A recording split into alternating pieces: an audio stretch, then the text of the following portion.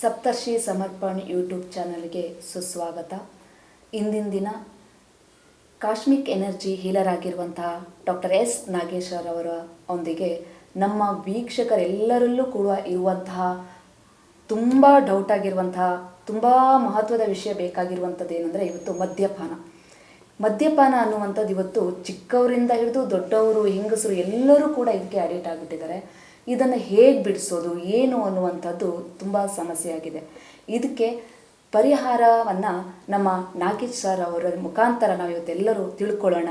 ಬನ್ನಿ ಸರ್, ನಿಮಗೆ ಈ ಒಂದು ಕಾರ್ಯಕ್ರಮಕ್ಕೆ ಸ್ವಾಗತ. ನಮಸ್ಕಾರ ಸರ್.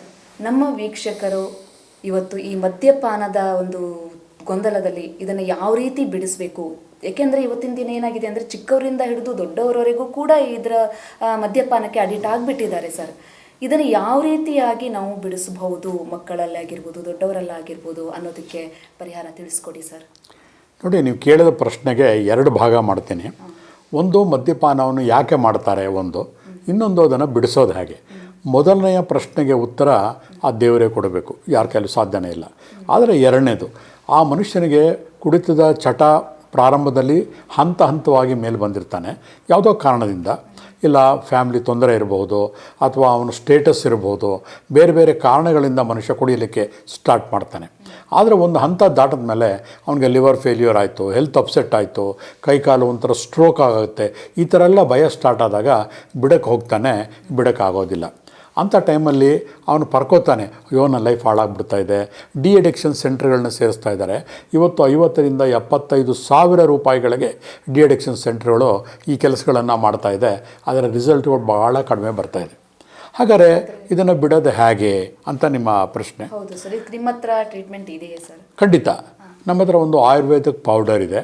ಅದನ್ನು ಕೇವಲ ಅವನ ಆಹಾರದಲ್ಲಿ ದಿನ ಬಿಟ್ಟು ದಿನ ಬರೀ 2 ಚಿಟಿಕೆಯಷ್ಟು ಅವನ ಆಹಾರದಲ್ಲಿ ಸೇರಿಸಿ ಕೊಟ್ಟರೆ, ಒಂದು 5 ದಿನ ಕೊಟ್ಟರೆ ಸಾಕು, ಅವನಿಗೆ ಮತ್ತೆ ಕುಡಿಬೇಕು ಅಂದರೆ ಕುಡಿಯೋಕ್ಕೆ ಆಗೋದಿಲ್ಲ. ಒಂಥರ ವಾಮಿಟಿಂಗ್ ಬಂದಾಗುತ್ತೆ, ನಿಲ್ಲಿಸ್ಬಿಡ್ತಾನೆ. ಒಂದು ಪ್ರಯತ್ನ ಪಡ್ಬೋದು. ಯಾಕಂದರೆ ಪ್ರತಿಯೊಬ್ಬ ದೇಹದ ಪ್ರಕೃತಿ ಕೂಡ ಬೇರೆ ಬೇರೆ ಇರುತ್ತೆ. ಹಾಗಾಗಿ ಈ ಪ್ರಯತ್ನ ಪಟ್ಟಾಗ ಬಹಳ ಸುಲಭವಾಗಿ ಆ ಮದ್ಯಪಾನದ ಚಟವನ್ನು ಖಂಡಿತ ಬಿಡಿಸಬಹುದು. ಓಕೆ, ಔಷಧಿಯನ್ನು ತಗೊಳ್ಳೋದ್ರ ಜೊತೆಗೆ ಬಣ್ಣದ ಚಿಕಿತ್ಸೆನೂ ಉಪಯೋಗಿಸ್ಬೋದಾ, ಅವರಿಗೆ ಪ್ರಯೋಗ ಮಾಡ್ಬೋದಾ ಸರ್? ಖಂಡಿತ. ನೀವು ತುಂಬ ಚೆನ್ನಾಗಿ ಹೇಳಿ. ಯಾಕಂದರೆ ಇವಾಗ ಬಣ್ಣದ ಚಿಕಿತ್ಸೆ ಎಲ್ಲ ಕಡೆ ಕೂಡ ಪ್ರಚಾರದಲ್ಲಿದೆ. ಹಾಗಾಗಿ ಅವನ ಮಾನಸಿಕ ಸ್ಥಿತಿ ಡಿಪ್ರೆಷನ್ಗೆ ಹೋಗ್ದೇ ಸಂತೋಷವಾಗಿ ಇರೋ ಹಾಗೆ ಮಾಡ್ಬೋದು. ಜೊತೆಗೆ ಅವನು ಒಳ್ಳೆ ನಿದ್ದೆ ಬರೋ ಹಾಗೆ ಮಾಡ್ಬೋದು.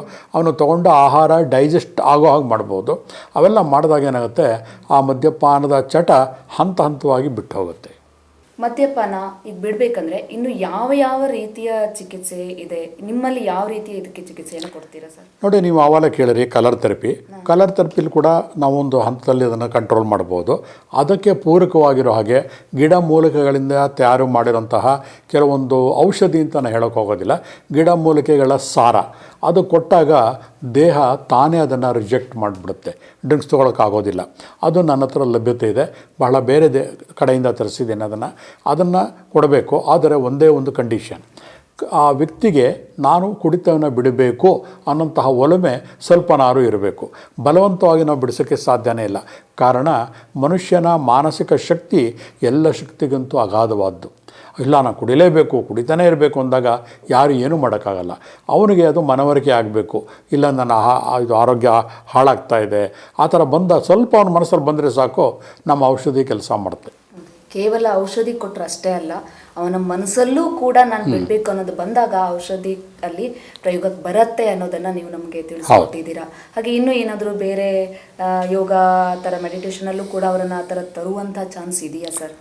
ನೋಡಿ, ನೀವು ಒಂದು ಒಳ್ಳೆ ಪ್ರಶ್ನೆ ಕೇಳಿದ್ರಿ. ಕಲರ್ ಥೆರಪಿ ಕೇಳಿದ್ರಿ, ಓಕೆ ಅಂತ ಹೇಳಿದೆ. ಆಯುರ್ವೇದಿಕ್ ಕೇಳಿದ್ರಿ, ಓಕೆ ಅಂದೆ. ಯೋಗ ಪ್ರಾಣಾಯಾಮ ಎಲ್ಲ ಕೇಳ್ತಾ ಇದ್ದೀರಾ. ಅವನು ಅಷ್ಟವನು ಎಲ್ಲದಕ್ಕೂ ಗೊತ್ತಿದ್ದಿದ್ರೆ ಅವನಾಗೆ ಬಿಟ್ಟುಬಿಡ್ತಾ ಇದ್ದ ಕುಡಿಯೋದನ್ನು.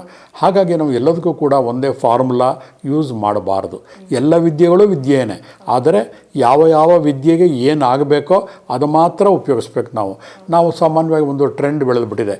ನಾವು ರೇಖಿ ಕಲ್ತ್ಕೊಂಡ್ಬಿಟ್ಟು ಎಲ್ಲದಕ್ಕೂ ರೇಖಿನೇ ಅಪ್ಲೈ ಮಾಡೋದು, ಅಥವಾ ಪ್ರಾಣಿಕ್ ಹೀಲಿಂಗ್ ಕಲ್ತ್ಕೊಂಡ್ಬಿಟ್ಟು ಎಲ್ಲದಕ್ಕೂ ಪ್ರಾಣಿಕ್ ಹೀಲಿಂಗೇ ಅಪ್ಲೈ ಮಾಡೋದು. ಖಂಡಿತ ಅದು ವರ್ಕೌಟ್ ಆಗೋದಿಲ್ಲ.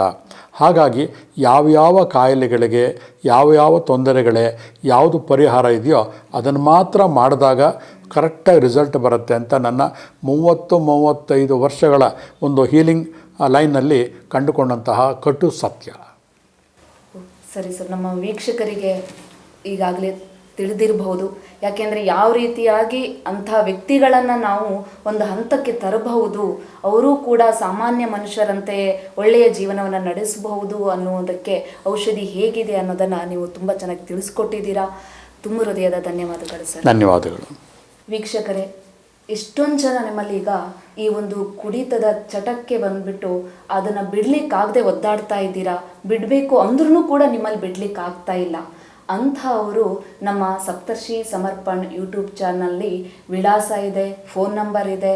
ನಿಮಗೆ ಇನ್ನೂ ಇದಕ್ಕೆ ಮಾಹಿತಿ ಬೇಕು, ಔಷಧ ಬೇಕು, ನಾನು ಬಿಡಬೇಕು ಅನ್ನುವಂಥ ಭಾವನೆ ನಿಮ್ಮಲ್ಲಿ ಬಂದಂಥವರು ಈ ಒಂದು ನಂಬರಿಗೆ ಕರೆ ಮಾಡಿ ಅಪಾಯಿಂಟ್ಮೆಂಟ್ ತಗೊಂಡು ನೀವು ಸಂಪರ್ಕಿಸಬಹುದು ಸರನ್ನು. ತುಂಬ ಹೃದಯ ಧನ್ಯವಾದಗಳು.